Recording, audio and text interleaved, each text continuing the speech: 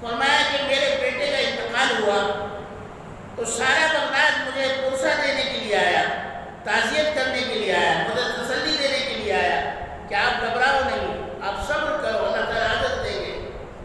لیکن آج میری ظہر کی نماز قضا ہو گئی، حالانکہ قضا نہیں ہوئی، صرف ظہر کی نماز امام سے چھوٹ گئی، امام کے ساتھ نہیں پڑھ سکے۔